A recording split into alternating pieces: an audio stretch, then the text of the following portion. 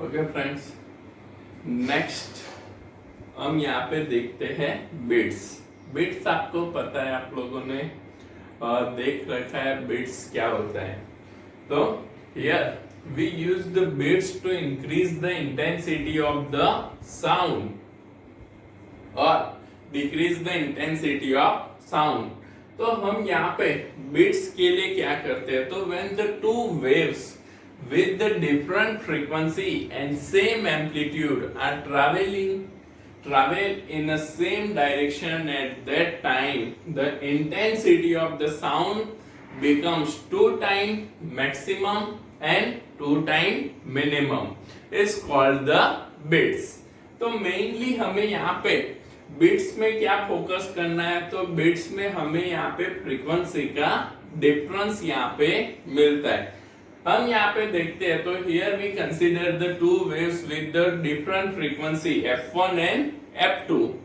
तो then the bit frequency हमको क्या मिलेगा, तो बिट फ्रीक्वेंसी डेल्टा f हमको मिलेगा f1 माइनस f2, मतलब difference between two frequency where the f1 is greater than f2। मतलब कि बिट फ्रीक्वेंसी हमको क्या मिलेगी, higher frequency minus lower frequency, तो जिससे हमको यहाँ पे बिट फ्रीक्वेंसी मिलेगी। अब हमको जो क्वेश्चन आता है, तो बहुत बार हमको क्वेश्चन क्या आता है, तो हमको एक नॉन फ्रीक्वेंसी दी है और सेकेंड हमको कोई ऐसी अननोन फ्रीक्वेंसी को फाइंड करना है। ओके, हमको कोई फॉल्ट दिया है, वो फॉल्ट की एक की नॉन फ्रीक्वेंसी है, दूसरे की अननोन फ्रीक्वेंसी है। तो उस टाइम पे हमको अननोन फ्रीक्वेंसी कैलकुलेट करनी है। तो फॉर द अननोन फ्रीक्वेंसी यहाँ पे हम f2 कंसीडर करते हैं कि f2 क्या है तो f2 हमारी अननोन फ्रीक्वेंसी है, f1 हमारी नॉन फ्रीक्वेंसी है और डेल्टा f हमारी यहाँ पे बिट फ्रीक्वेंसी है। तो f2 equals to f1 plus और माइनस डेल्टा f। तो हम यहाँ पे f2 इक्वल्स टू क्या लेते हैं, f1 प्लस और माइनस डेल्टा f हम कंसीडर करते हैं। तो इस जनरल फॉर्मूला को हम कैसे यूज कर सकते हैं, केस वाइज हम यहाँ पे देखते हैं। ये केस आपको मेनली ध्यान में रखने, जिसपे से हमको बिट्स का क्वेश्चन आ सकता है। ओके, तो यहाँ पे case for filing and waxing और arm of a tuning fork. Filing मतलब हम किसी ट्यूनिंग फॉर्क को किसी मेटल से फाइल करते हैं और उसके बाद उसकी फ्रीक्वेंसी हम मेजर करते हैं। और दूसरा केस है कि जब हम किसी ट्यूनिंग फॉर्क को वैक्सिंग करते हैं, वैक्स अप्लाई करते हैं, उस टाइम पे उसकी फ्रीक्वेंसी में क्या चेंज आता है वो हमको यहाँ पे देखना है।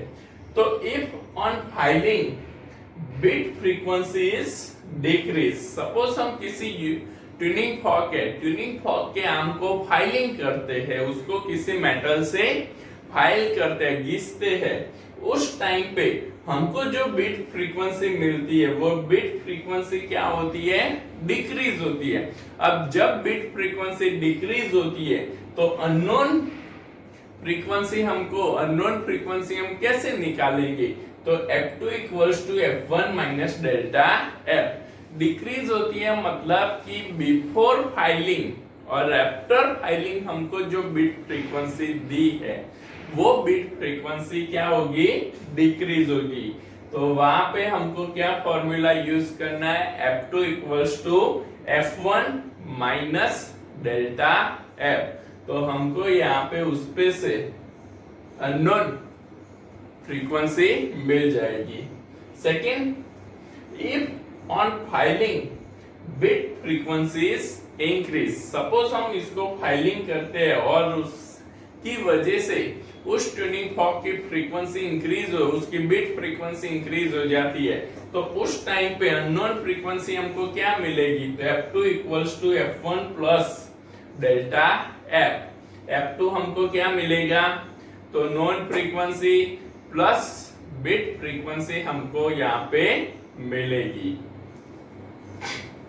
नेक्स्ट थर्ड केस हम यहाँ पे देखते हैं, तो if unloading wax beat frequency decrease, suppose हम उस वैक्स लोड करते हैं और बिट फ्रीक्वेंसी डिक्रीज हो जाती है, तो हमको यहाँ पे अननोन फ्रीक्वेंसी कैसे मिलेगी? तो F2 equals to F1 plus delta F से हमको अननोन फ्रीक्वेंसी मिलेगी।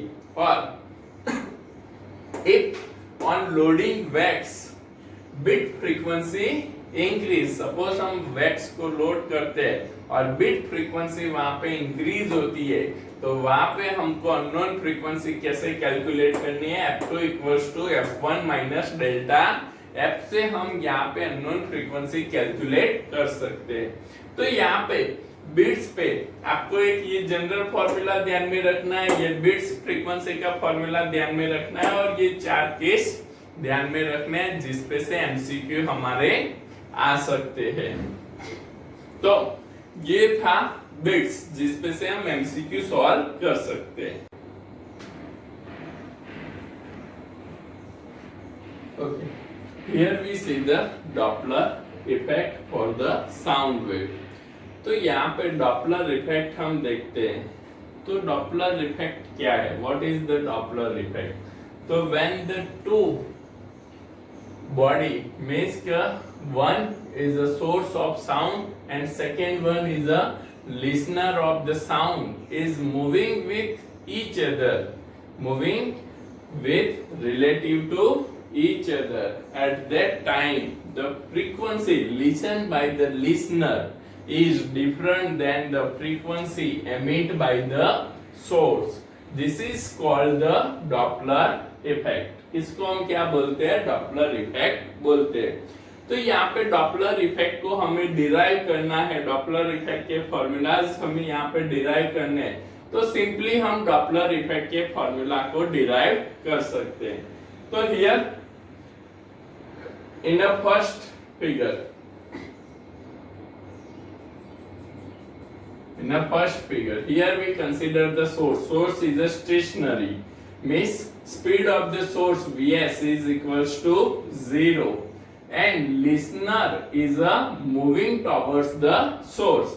So speed of the listener Vl is moving towards the source, and V is the speed of sound wave, and µs is a source frequency and μl is a listener frequency.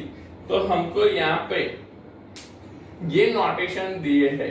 First हम क्या consider कर रहे हैं? Source stationery है, listener V L speed से source की direction में move कर रहा है। एट दैट टाइम अब यहाँ पे ये जो सोर्स है साउंड वेव एमिट्स कर रहा है with the frequency F of mu s, with the frequency µs। तो यहाँ पे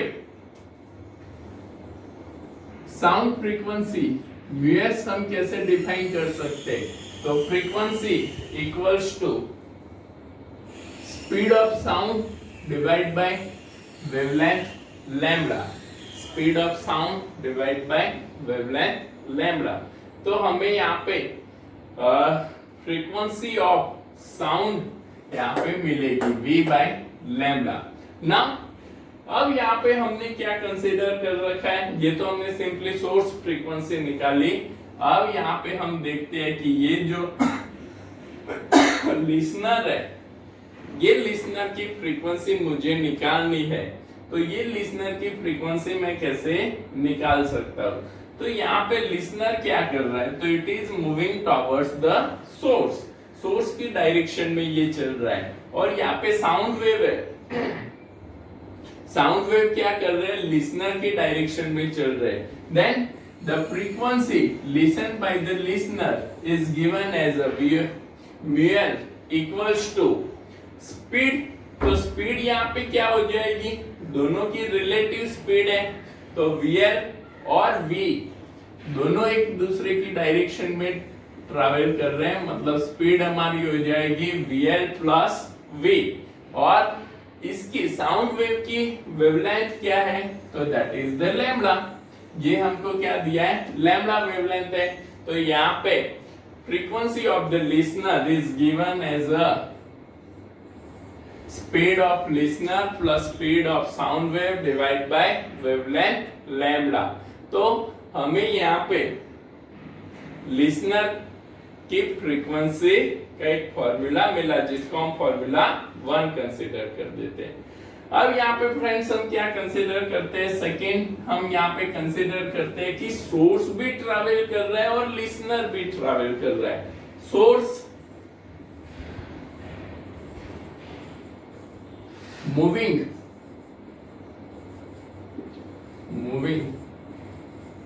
away from the listener,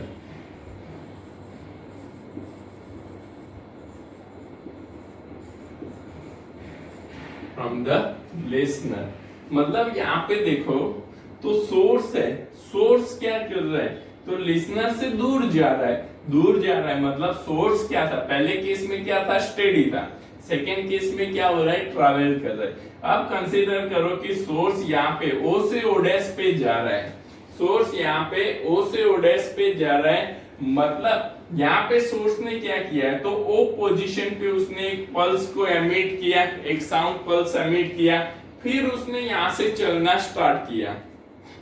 जैसे ये यहाँ पे O' पे पहुंचता है तो उसने एक दूसरा पल्स एमिट किया, तो यहाँ पे ये दोनों के बीच में उसका जो ट्रैवलिंग टाइम है, ट्रैवलिंग टाइम हमको क्या मिलेगा, पीरियोडिक टाइम t, क्योंकि इसकी फ्रीक्वेंसी क्या, O पे एक पल्स एमिट किया, O' पे दूसरा पल्स एमिट किया, मतलब उसकी फ्रीक्वेंसी हमको मिलेगी।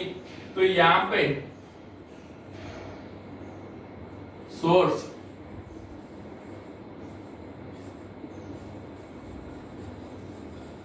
Travelling from O to O' in time,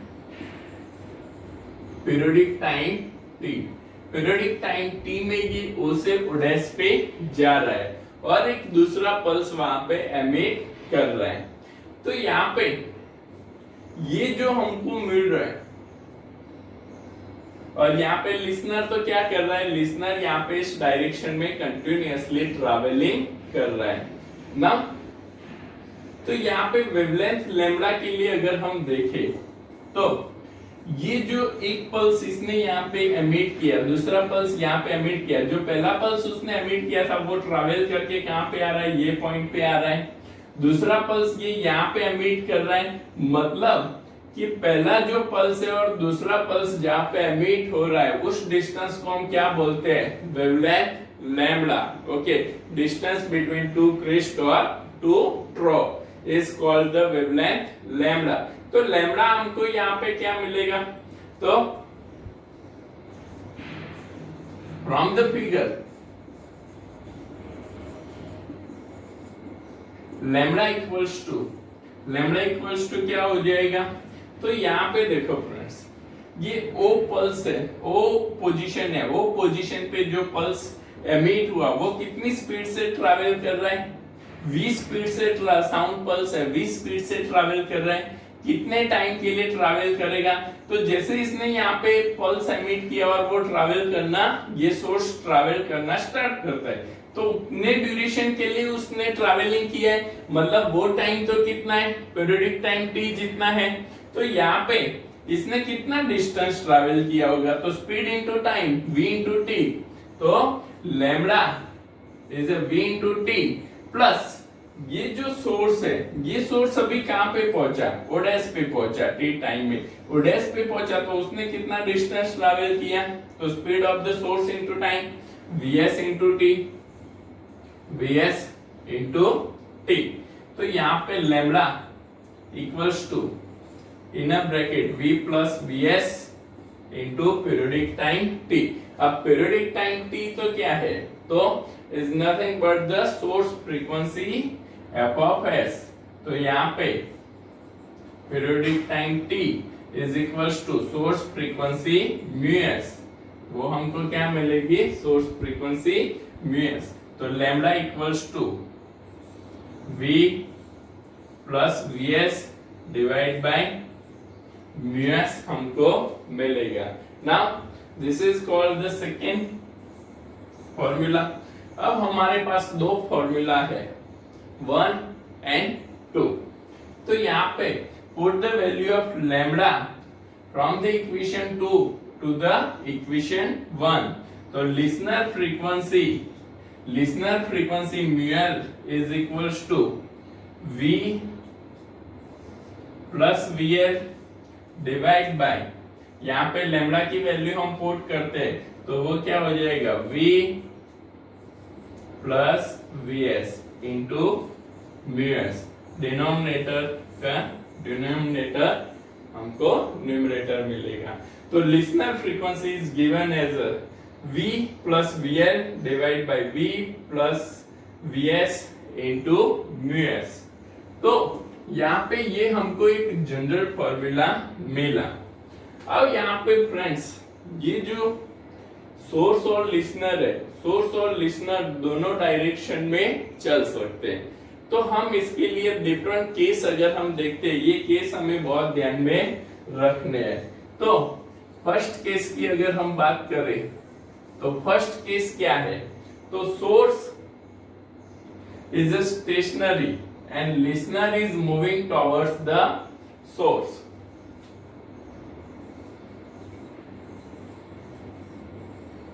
Source is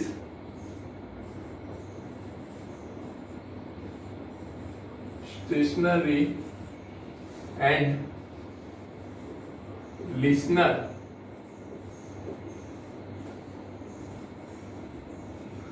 moving towards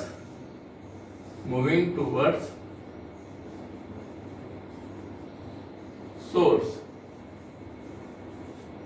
तो यहां पे क्या होगा,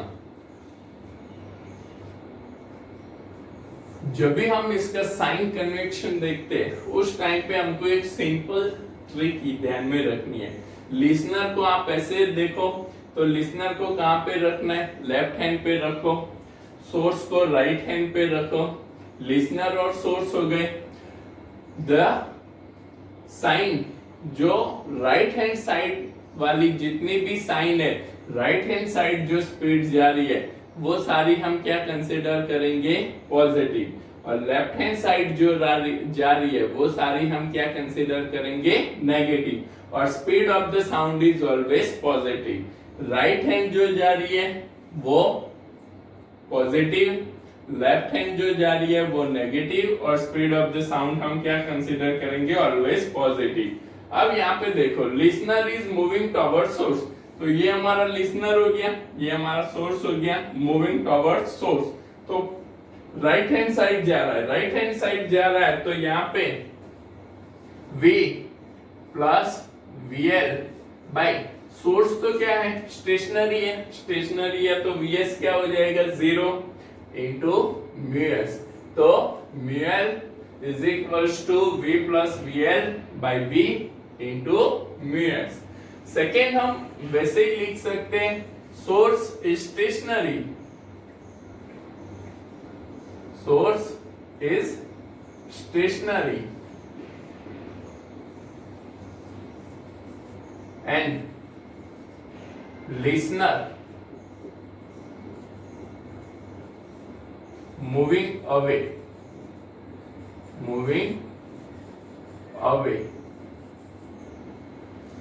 मतलब सोर्स क्या है, स्टेशनरी है। यहाँ पे सोर्स हमको स्टेशनरी दिया है और लिसनर क्या कर रहा है, इट इज मूविंग अवे, मतलब ये लिसनर क्या हो रहा है, लेफ्ट हैंड साइड जा रहा है। जब ये लेफ्ट हैंड साइड जा रहा है, अवे जा रहा है, उस टाइम पे VL स्पीड हमको क्या मिलेगी, नेगेटिव। तो mu L is equals to V minus VL by V into mu S. यहाँ पे क्या था, टॉवर्ड्स सोर्स जा रहा था पॉजिटिव, अवे सोर्स जा रहा है नेगेटिव। थर्ड केस अगर हम बात करते हैं तो third case, source and listener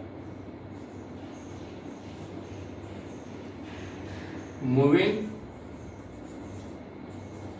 towards each other,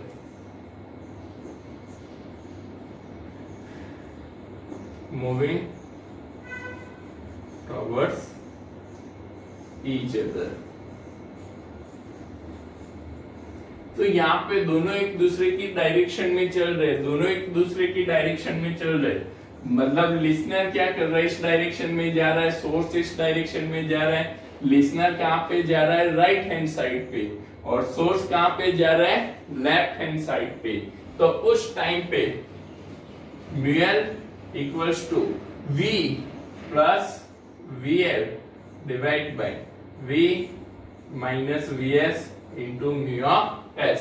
simple, right hand side जा रहा है तो पॉजिटिव, लेफ्ट हैंड साइड जा रहा है तो नेगेटिव। फोर्थ अगर हम बात करें, both are moving away to each other, both are moving